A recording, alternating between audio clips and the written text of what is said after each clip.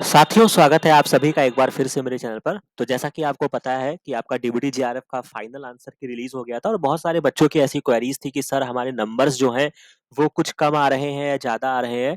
तो जैसा कि आपको पता ही है कि उसी समय साइमल्टेनियसली आपके सीएसआईआर का भी आंसर की आ गया था, तो मैं उसी में बिज़ी हो गया था।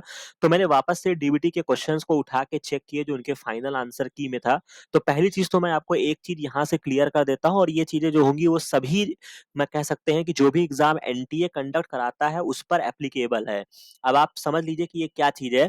पहली चीज़ ये है कि जब आपका फाइनल स्कोर कार्ड आता है, उसके बाद एनटीए अपना आंसर की रिलीज़ करता है जो मैंने आपको बता दिया है। ठीक है?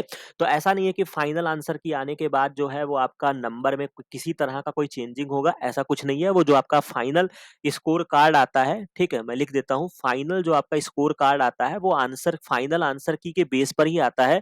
बट फ़र्क केवल इतना होता है कि उस टाइम पर वो थोड़ा-सा जो भी उनके सिस्टम में होगा कि तुरंत वो फाइनल आंसर की को अपलोड नहीं करते हैं, वो 1-2 दिन बाद या मान के चलिए कभी हफ्ते बाद भी वो फाइनल आंसर की अपलोड करते हैं। तो पहली इंपॉर्टेंट चीज़ यहाँ पर ये हो गया।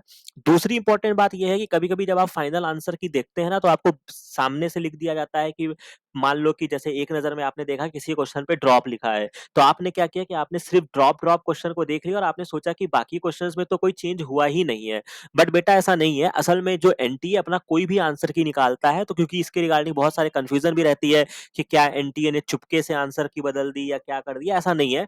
वो जो फाइनल आंसर की देते हैं, मान लीजिए कि उन्होंने किसी क्वेश्चन मान लीजिए क्वेश्चन नंबर 4 है, इसका इन्होंने पहली बार आंसर जो था वो 3 दिया था, लेकिन जब फाइनल आंसर की में इस क्वेश्चन का आंसर मान लो चैलेंज हुआ, उन्होंने इस क्वेश्चन को नंबर जो है इसका जो करेक्ट आंसर है वो उन्होंने 2 कर दिया।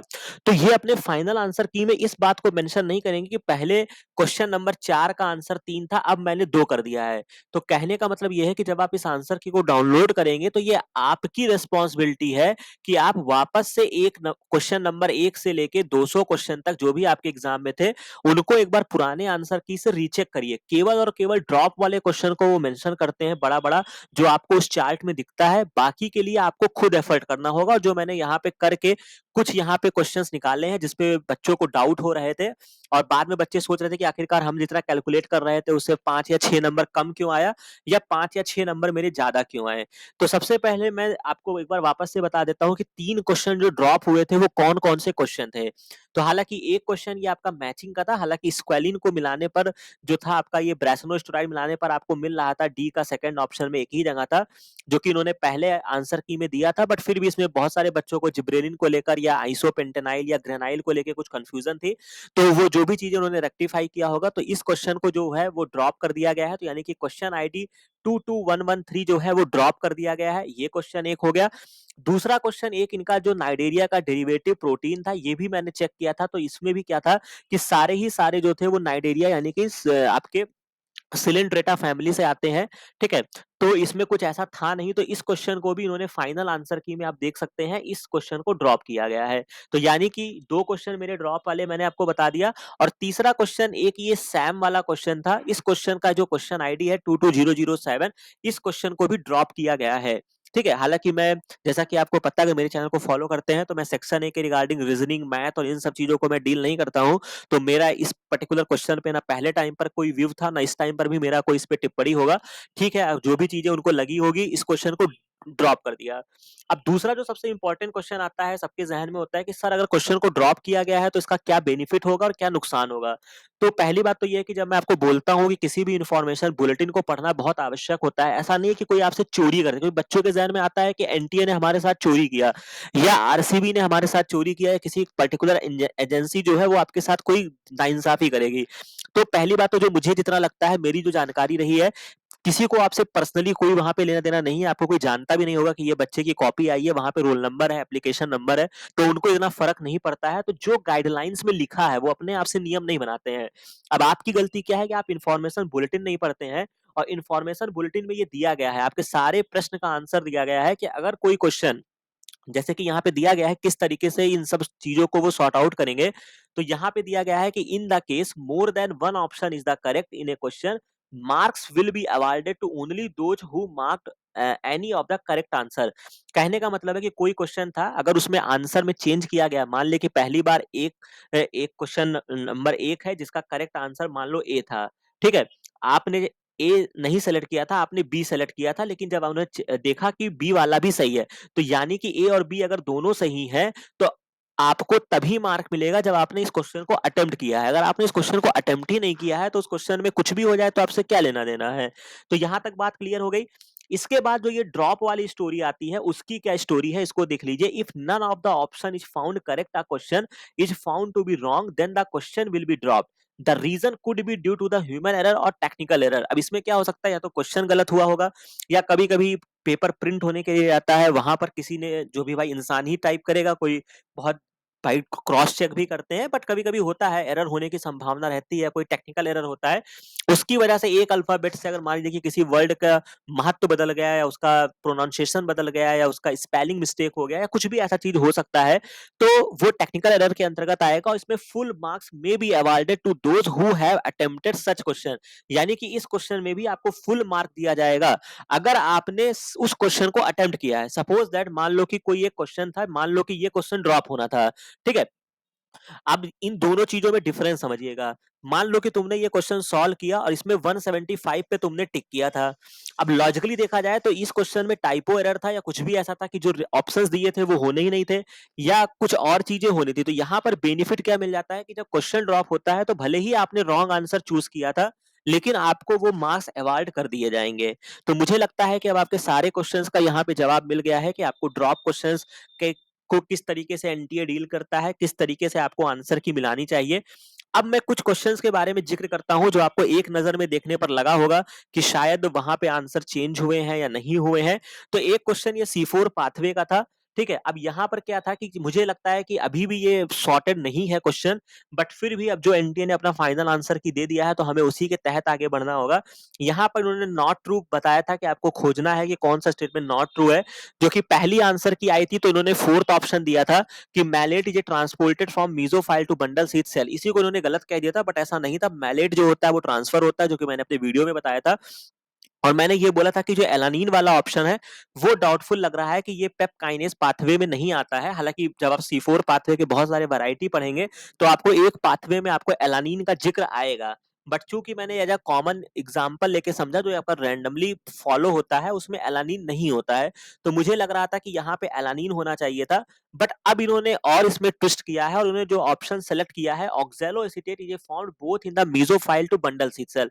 हालांकि मैं इस क्वेश्चन पे भी तब भी मैंने बोला था अपने वीडियो में कि ये क्वेश्चन में मुझे टाइपो एरर लग रहा है, कि या तो इनका ये कहने का मतलब है कि found both in the mesophyll and bundle sheath cell. अगर ये बोलेंगे तभी शायद कुछ गड़बड़ होगा कि ऑक्सैलो एसीटेट किसी एक जगह ही बनेगा, भले ही वो ट्रांसपोर्ट कहीं अलग हो जाए।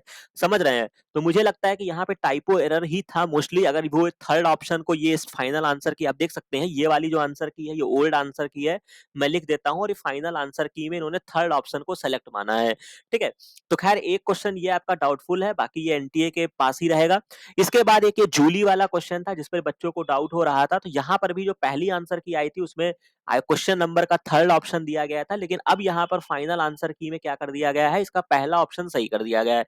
तो जिन्होंने इस क्वेश्चन को सही किया होगा, ठीक है, जिन्होंने इस क्वेश्चन को सही किया होगा, उनको अपने नंबर जो है वो इस क्वेश्चन के मिले होंगे क्वेश्चन सही करने के बाद। आप यहाँ पे देख सकते हैं कि अगर मोर देन वन, ये मोर देन वन की कंडीशन है, अगर ऑप्शन चेंज हुआ है तब आपके नंबर कट गए होंगे बेटा। अब आप सोच रहे हो कि मान लो 45 लगा के आए होगे, अब तो आप 45 के अनुसार अपना नंबर कैलकुलेट कर रहे हो, लेकिन ऐसा नहीं है। जब ये आंसर चेंज हुआ है, तो यहाँ पर आपका नंबर जो है वो कट गया होगा, जिस बच्चे ने अटेम्प्ट किया होगा उसका नंबर बढ़ा होगा। समझ रहे हो? इसी तरीके से एक क्वेश्चन और था जो कि कह सकते हैं प्लांट बायोटेक कह लीजिए, बॉटनी कह लीजिए, इस पर भी बहुत ज्यादा डिबेट हो रहा था कि which of the following plant organ is not a potential explant of the tissue culture. तो यहाँ पर देख सकते हैं कि उन्होंने फ्लावर जो था, उन्होंने पहले आंसर की में भी इस क्वेश्चन आईडी का आंसर दिया था, और इस वाले में भी ये उसी पर स्टेबल है, फ्लावर ही दिया है। ठीक है, तो ये क्वेश्चन हो गया। इसके बाद एक क्वेश्चन ग्लायल सेल्स को लेकर एक कमेंट मेरे पास आया था कि ऐसे कैसे हो सकता है, इसमें ऐसा नहीं होता है, माइलिन सेल्स नहीं करती हैं। तो जो कि मैंने ऑलरेडी पहले ही बोला था कि इसमें कोई क्वेश्चन में दिक्कत नहीं है, तो दोनों ही स्टेटमेंट हमारे ट्रूथ है, जो कि पुराने आंसर की में भी वही दिया है और फाइनल आंसर की में भी इन्होंने वही दिया है। इसके बाद ये एक इंटरेस्टिंग क्वेश्चन मुझे मिला, जहां पे इन्होंने नर्वस सिस्टम वाले क्वेश्चन में, इस बात को मैं एक्सेप्ट भी करता हूं कि हाँ, कहीं ना कहीं सी वाला भी ऑप्शन सही था।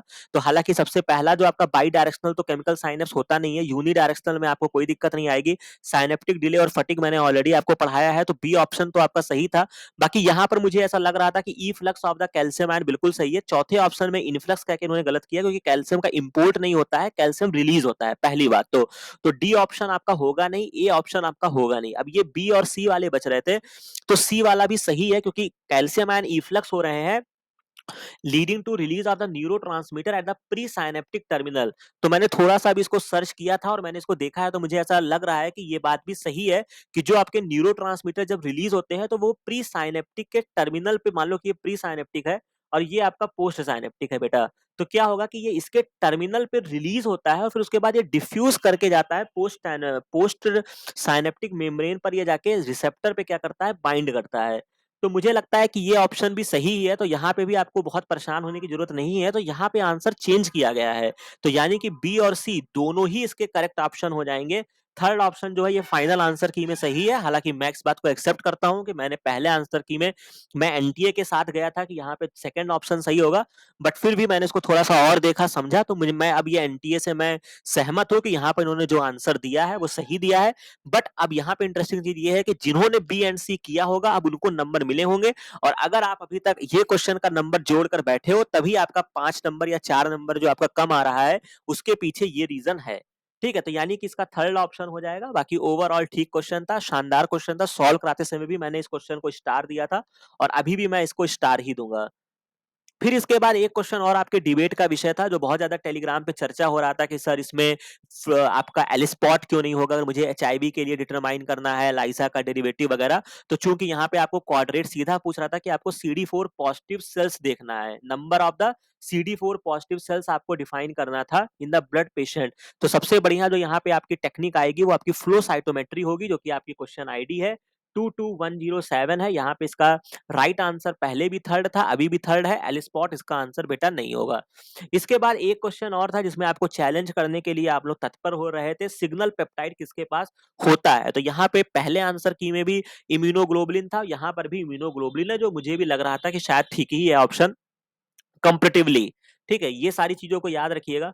तो इस तरीके से आपका क्लियर हो गया है कि जो जो डाउटफुल क्वेश्चन थे क्या फाइनल आंसर की में आई है और किस तरीके से आपके नंबर कम या ज्यादा हुए हैं, तो वो मैंने आपको एक्सप्लेन कर दिया है। बाकी जो आपके डाउट थे कि क्या एरर होने पर, ड्रॉप होने पर क्या वो नंबर सबको मिलेगा, बिल्कुल मिलेगा, अगर वो क्वेश्चन आपने अटेम्प्ट किया है। अगर उस क्वेश्चन में मोर देन वन ऑप्शन करेक्ट है तब भी वो क्वेश्चन का तब भी वो क्या होता है कि अवॉइड कर दिया जाता है जिन्होंने उस क्वेश्चन को अटेम्प्ट किया है। बाकी जहां जहां ये आंसर चेंज हुए हैं, हालांकि ये वो क्वेश्चन मैंने उठाए हैं जो बायोलॉजी के क्वेश्चन थे और जो मुझे, अगर रीजनिंग या मैथ के भी क्वेश्चन थे जो मुझे चैनल पे देखने को मिल रहे थे डिबेटफुल। अगर इसके अलावा भी अगर आप चाहते हैं, अगर आपके नंबर कम आए हैं, तो मेरा सजेशन रहेगा कि आप एक बार वापस से जो फाइनल आंसर की आई है उसको एक टैब पर खोलिए, ओल्ड आंसर की को खोलिए, और जो क्वेश्चंस आपने अटेम्प्ट किए हैं उसको एक बार जाके वापस से रीचेक करिए, तब आपको समझ में आएगा कि आपके साथ हुआ क्या है, नंबर आपके क्यों कम या ज्यादा हुए हैं। तो यहां तक कहानी आपको समझ में आ गई होगी। आशा है कि अब डीबीटी की कहानी हो गई है, और होपफुली रही बात इसके रिजल्ट के रिगार्डिंग, तो मान के चलिए अब मुझे तो उम्मीद थी कि इस फ्राइडे तक आ जाना चाहिए था, बट ठीक है कोई बात नहीं, हो सकता है मंडे ट्यूसडे वेडनेसडे तक ही आपको रिजल्ट देखने को मिल जाए। ठीक है, क्योंकि रिकॉर्ड रहा है, आरसीबी बहुत देर नहीं करता है। ठीक है, और उन्होंने अपने पीएचडी की एप्लीकेशन की भी फॉर्म भी एक्सटेंड की है, गैट बी का एडमिशन होना है, तो बहुत जल्द से जल्द ये चीजें आपकी सॉर्ट आउट होंगी। तो जैसे ही आपका रिजल्ट आएगा उसको इस चैनल के माध्यम से आपको अपडेट कर दिया जाएगा। तो बने रहिए इस चैनल पे, नए जुड़े हैं तो इस चैनल को लाइक से और सब्सक्राइब कर लीजिए, ताकि इस तरीके की जो बहुत इंपॉर्टेंट इन्फॉर्मेशन जो आप छोड़ देते हैं, नहीं समझते हैं, या अभी आप डायलेमा में थे कि हमारे नंबर क्यों कम या ज्यादा हुए हैं, उन सभी चीजों का आंसर आपको इस पर्टिकुलर प्लेटफॉर्म पे मिलेगा। ठीक है, तो आशा है कि इस चैनल को सब्सक्राइब भी किया होगा आपने, वॉच कर रहे होंगे, आईसीएमआर के लिए आगे बढ़ रहे होंगे। तो अब जो कंटेंट हमारे चल रहे हैं या जो आने वाले हैं वो आईसीएमआर जेआरएफ 2023 के लिए डेडिकेटेड होने वाले हैं। तो अपनी तैयारी स्टार्ट करिए, इधर से भी प्रयास किया जा रहा है आपके सफलता के लिए कि हम किस तरीके से उसमें अपना योगदान दे सकें। आप भी सफलता के लिए अपने प्रयास करते रहिए। बाकी मिलते हैं नेक्स्ट वीडियो में नेक्स्ट इन्फॉर्मेशन के साथ। Thank you very much.